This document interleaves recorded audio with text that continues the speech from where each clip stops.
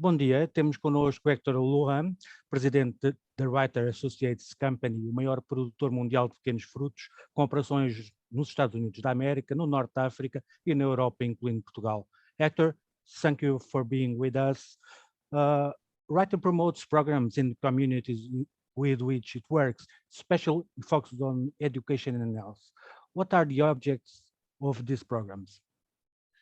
Well, our main object is to improve the life of the farming communities where we operate.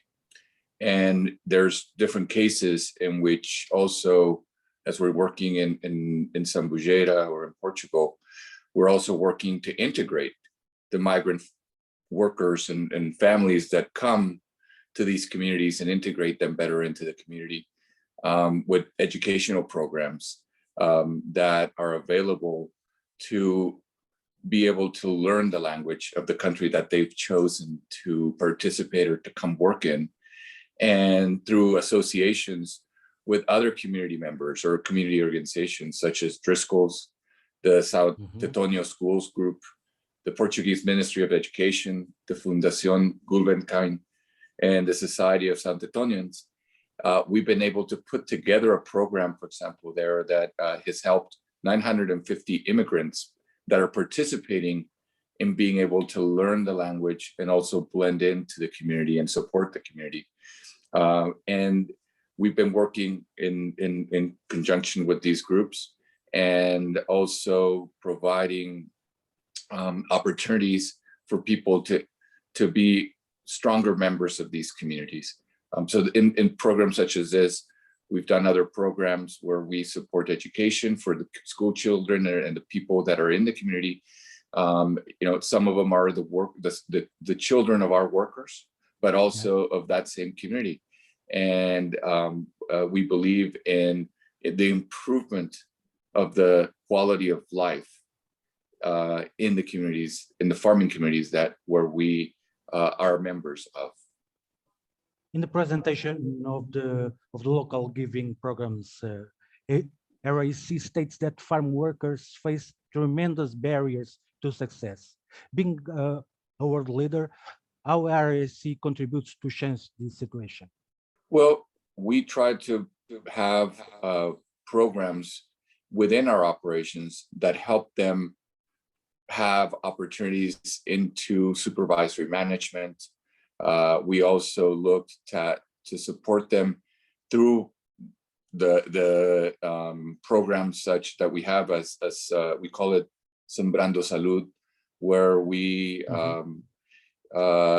work in the improvement of their health and lifestyles, working with education in terms of being able to have a healthier lifestyle through exercise and the right diets.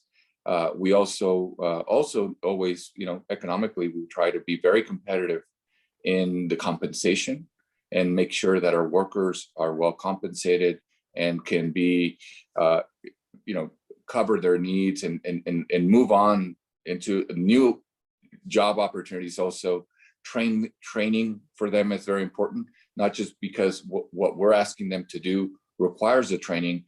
It also helps them elevate into new positions and learning new traits.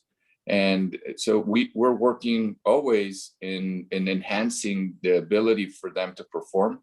And our goal is to maximize the potential of every one of our workers, that they could have the opportunity to grow if they want to grow within the organization or to be successful outside of the organization.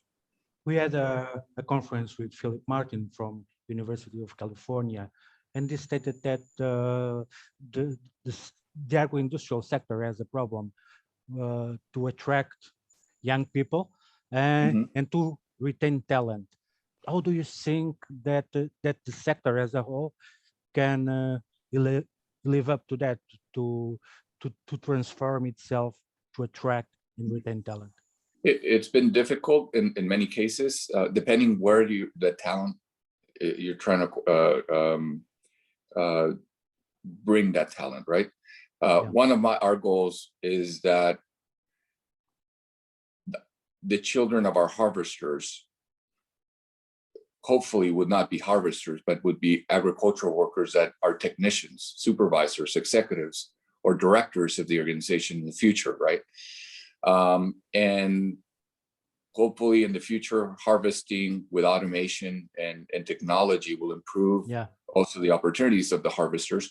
But what we've done also is trying to get educational programs that can offer summer jobs or internships to people that to look into agriculture as a career opportunity as well, that offers great opportunities of advancement and innovation and in exciting companies that are growing and providing food to the world.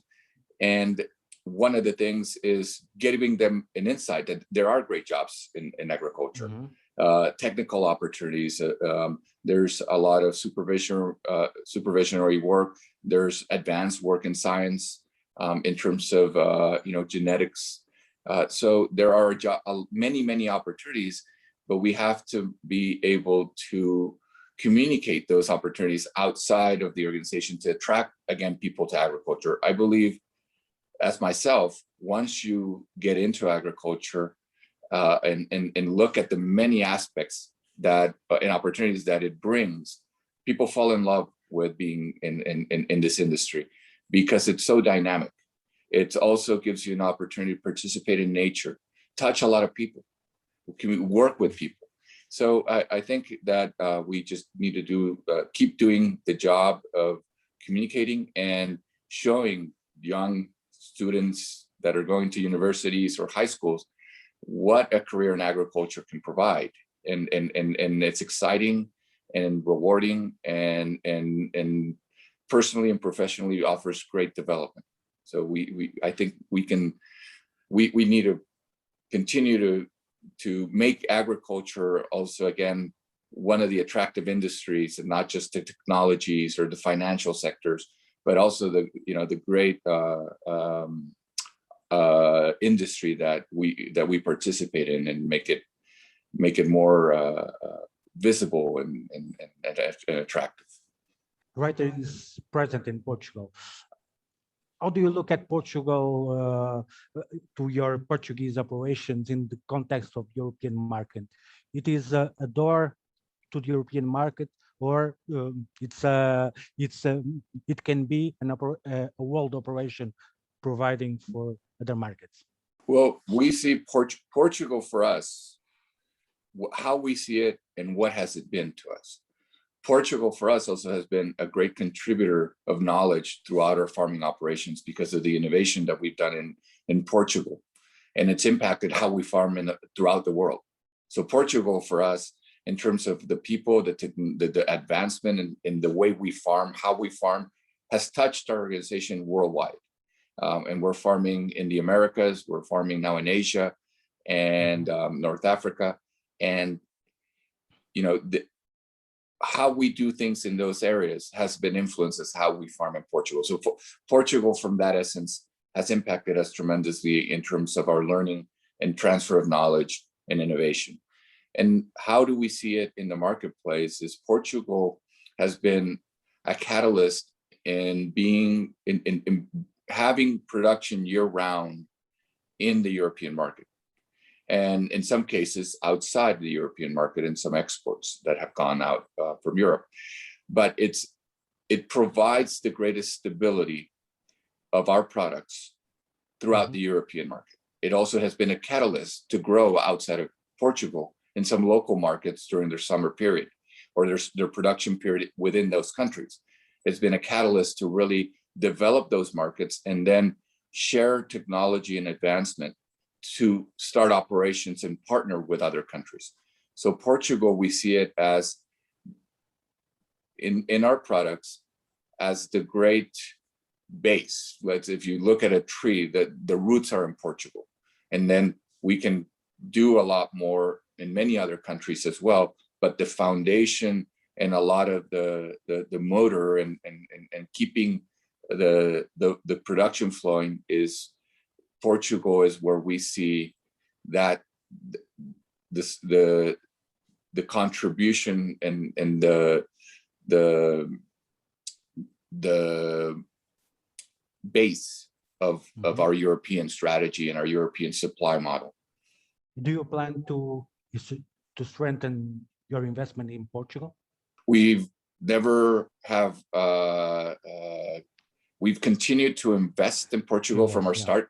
We've never reduced our investment. We've continued to invest in Portugal. We did a transfer of technology in Portugal that reinvested and repositioned us, and believe that has strengthened us. And right now we're in an expansion mode where we look to be, in the next 5 years, basically double our capacity in Portugal, and also introduce and work within European countries in organic production, looking to achieve also reduced pesticide use or chemical use, trying to get to zero base. We have done tremendous advancement in other areas of our organization in the Americas, where we already about 25% of our supply is organic. And our goal is to have that in Portugal as well. And we've developed internal resources and knowledge that we're looking to take to Portugal that will enhance and make that possible, as well as we've done in other locations. Do you think Green Deal will be, you mentioned organic, do you think Green Deal will be an opportunity to a company like Rather to have a more comprehensive place in the market, being ahead of the competition? I think that the Green Deal in Europe is an opportunity, as any, and it has challenges, right, and obstacles to overcome to get there. But our knowledge and what we've done in other locations will help us in that advancement, and we look to work together within the country, within Europe, to really achieve those metrics and those goals. I believe that also there is a balance of how we get there. It has to be, in my mind, we have to increase productivity at the same time as we advance in these new resources, because the population is growing, and we need to be efficient and productive in feeding that growing population in the future with the same resources that we have today.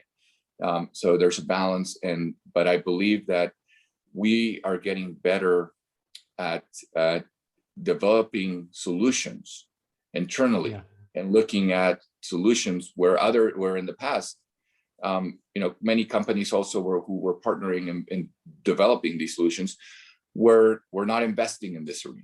So there's a lot of investment now going towards more sustainable and organic products that help us farm much better in an organic environment.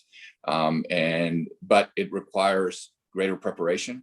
It requires also working a little bit in advance with the plants to be able to have them healthier throughout time. If we look at a human body, it's the same thing. It's what you are, what you eat. So we are trying to develop that same mentality with our soils and with our management of our plants. So there's a great opportunity. And I believe we're in a good place to be a leader in that arena and to contribute very positively in moving in agriculture in Portugal and within Europe towards those goals and towards those objectives. Hector, it was a pleasure. Thank you very much. Thank you very much. It's been a pleasure being with you, Ricardo, and your audience. Thank you. Thank you. Para quem nos está a ver, esta foi mais uma Fast Talk. Estaremos aqui juntos na próxima oportunidade, sempre em www.jornaleconómico.pt. Obrigado.